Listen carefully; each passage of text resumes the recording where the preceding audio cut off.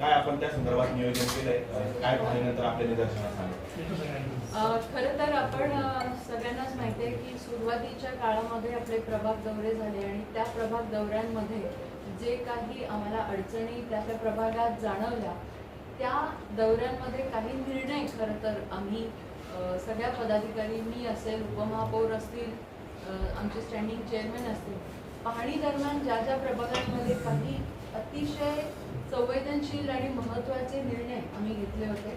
आणि आज आम्हाला आनंद होतोय की आपलं सरकार जे आहे महाराष्ट्राचं, ते शेतकऱ्यांना प्राधान्य देत असताना आणि उद्या सन्माननीय मुख्यमंत्री देवेंद्रजी फडणवीस यांचा वाढदिवस असताना पाथर्डीमध्ये आपल्याला माहिती आहे गव्हाणे येथे जो आपला खत प्रकल्प आहे त्यामध्ये सातत्याने लँड फिलिंग होतं आणि लँड फिलिंग झाल्यामुळे, लिंकिंगमुळे जे पाणी आहे ते अतिशय घाण पाणी खूप वर्षापासून, जवळजवळ 15 वर्षापासून हे शेतकरी त्रस्त होते.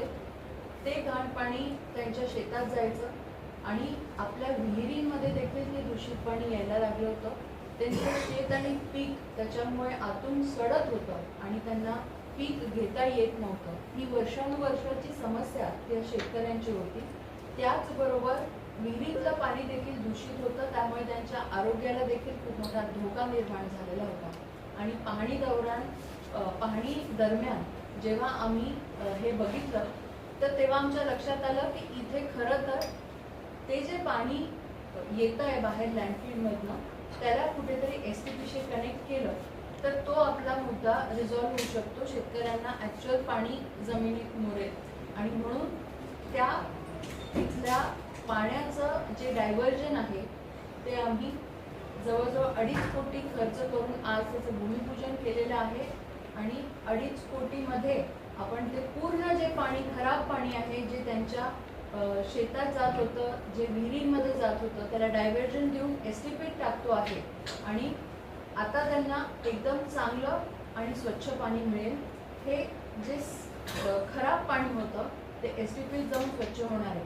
त्यामुळे अशा पद्धतीने खरं तर शेतकरी खूप आनंदित होते आज की एवढ्या वर्षानंतर त्यांचा वर्षानुवर्ष जो लांबलेला एक प्रश्न होता आणि त्याच्याने त्यांची शेती आणि आरोग्य दोन्ही पण धोक्यात होते, तो मार्गी लागलेला आहे.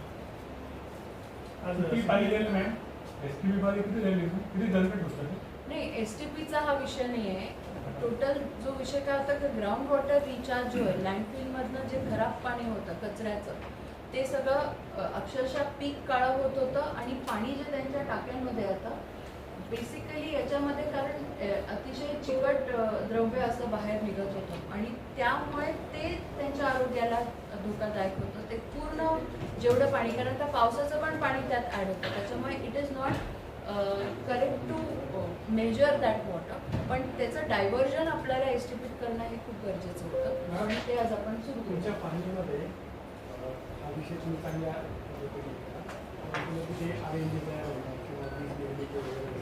आता आपण काय करतो आहे, कुंभमेळ्याच्या पार्श्वभूमीवरती आजूबाजूचे 16 गावं आहेत, त्यांचा देखील कचरा उचलण्याचं आम्हाला एक पत्र प्राप्त झालेलं आहे आणि त्या 16 गावांकरता आपण एक सेपरेट प्लांट करण्याचे योजले आहे. कारण आत्ताची टेक्नॉलॉजी ही अपग्रेड झालेली आहे. आपण पाहता आहात की आपला जो घनकचऱ्याचा प्लांट आहे तो बरेच वर्ष झालेला आहे आणि त्यामध्ये वेस्ट टू प्लास्टिकपासून डिझेल किंवा असं वेस्ट टू एनर्जीचा आपण प्रकल्प राबवला आहे, पण आता वेस्ट टू CNG आलेले आहे, वेस्ट टू बाकी सगळ्या गोष्टी आल्या ज्याच्यामध्ये आपण इतर प्रकारचं अनकन्व्हेन्शनल एनर्जी रिसोर्सेस करू शकतो. आणि त्याच धर्तीवरती ह्या 16 गावांचा जो नवीन कचरा ॲड होणार आहे आपल्याला आणि कुंभच्या दरम्यान जो कचरा ॲड होणार आहे तो पण आता एका नवीन प्लांटमध्ये आपण घेतोय. त्याची आम्ही चाचपणी सुरू केलेली आहे. कदाचित PPP तत्वावरती लवकरच पुढच्या महिन्यात ही संकल्पना देखील आपल्यापर्यंत पोहोचेल, जेणेकरून ह्या 16 गावांचा कचरा प्लस ॲडिशनल जो कुंभमध्ये निर्माण होणारा कचरा आहे तो ह्या प्रकल्पातून CNG मध्ये कन्वर्ट होऊन आपल्याला CNGचा देखील तिथे वापर करता येणं शक्य आहे. कुठल्या ठिकाणी जो खत प्रकल्प आहे त्याच्याच शेजारी होईल, कारण की खत प्रकल्पासाठी आपण जागा आरक्षित केलेली आहे आणि तिथेच तो प्रकल्प नाही. क्षमता वाढवायचा विषय वेगळा आहे आणि हा टोटली वेगळा प्रकल्प आहे. कारण तर क्षमता वाढवल्याने कचरा जो डिस्ट्रॉय करायचा आहे किंवा सेग्रिगेशन आहे किंवा त्याचं जे काही प्रोसेसिंग करायचं आहे त्याची क्षमता वाढते. पण विषय असा आहे की टेक्नॉलॉजी अपग्रेड करण्याच्या दृष्टीने एक वेगळा प्लांट आपल्याला लागणार आहे. तो आधी कमी कपॅसिटीचा आपण सुरुवात करू, कारण या 16 गावांचा कचरा जोडणार आहे तो नाशिक शहराच्या तुलनेत कमी असणार आहे, प्लस कुंभमेळ्याचा. तर असं मिळून एक फेज 1 लॉन्च करू आणि नंतर मग त्याची कपॅसिटी आपण वाढवू. ही जागा काय ती एक असणार आहे. एक 8 एकरचं लँड आहे, त्याच्यासाठी आपण मागणी करतोय. हे कधीपर्यंत येईल हे पहिला ते? आपण त्याचं कमिशनिंग आता आम्ही एक अभ्यास दौरा देखील घेतो आहे. मध्यंतरी सन्माननीय सभापती आणि मी ते टेक्नॉलॉजी समजून घेण्यासाठी पुण्याला देखील जाऊन आलो. पण त्यांचा जो एक प्रकल्प आहे, जो रनिंग प्लांट आहे, तो गोव्यामध्ये आहे. त्याची देखील आम्ही पाहणी करून घेऊ आणि मग पुढच्या महिन्यात ते जर सगळ्यांना पटलं तर आम्ही पुढच्या महिन्यात अशी कारवाई करू. काय गावाकडनं चार्जेस? अंगणवाडी सेविकांनी तुम्हाला मायाची साडी भेट दिली. हो हो. म्हणजे एक आता खूप वर्ष झाली त्यांचाही मानधनाचा प्रश्न जो होता तो प्रलंबित, आपण या विलासात त्यांचाही प्रश्न प्रलंबित होता आणि यामुळेच मला असं वाटतं की आपण जेव्हा लोकांसाठी काम करतोय, अंगणवाडी सेविका या ज्या आहेत त्या आपल्या लहान चिमुकल्यांना खरं संस्कार घडवत असतात.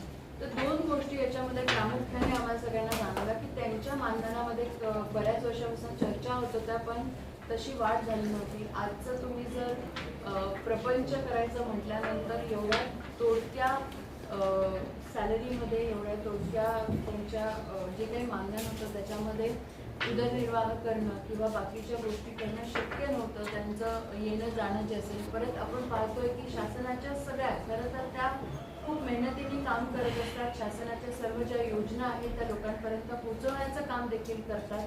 कोरोनामध्ये देखील त्यांनी खूप चांगली जबाबदारी पार पाडली आणि आता SIRच्या माध्यमातून जेवढ्या पण योजना आहेत त्या माध्यमातून खरं अंगणवाडी सेविका BELO म्हणून काम करते, इतर शिक्षक देखील काम करत असतात. पण अंगणवाडी सेविकांकडे बऱ्यापैकी दुर्लक्ष झालं होतं आणि त्याकरता हा निर्णय आमचे सर्व लोकप्रतिनिधी आणि महासभेने घेतलेला आहे. सिटीच्या संदर्भात 44वी सभा आता बोर्ड ऑफ डायरेक्टरची समिती पार पडली, परंतु आपण त्याचे अध्यक्ष होता. अनागोंदी कारभार या निमित्ताने या सगळ्या सिटीचा समोर आला आहे. अधिकाऱ्यांना आपण जे प्रश्न होते त्याची माहिती त्यांच्याकडे उपलब्ध नव्हती. काय त्या संदर्भात?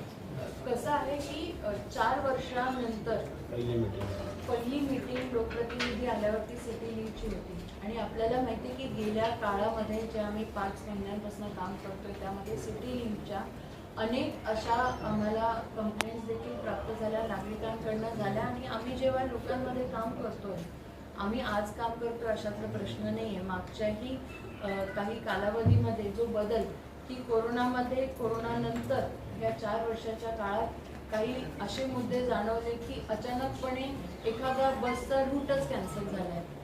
ह्या प्रामुख्याने 3 गोष्टी आम्हाला जाणवल्या की एखाद्या बसचा रूट कॅन्सल होणे. मग तिथले नागरिक आम्हाला आमच्याकडे येतात. गंगापूर रोड आणि कॉलेज रोडमध्ये मुळात ही समस्या जास्त निर्माण झाली होती की अचानकपणे तिथले रूट कॅन्सल झाले. ते बोर्ड ऑफ डिरेक्टर्समध्ये मान्य करून घेण्यात आलेले नव्हते. म्हणून परस्पर हे जे काही कारभार चालू होता त्याच्यावर आम्ही आज अंकुश ठेवण्याचं काम केलेलं आहे.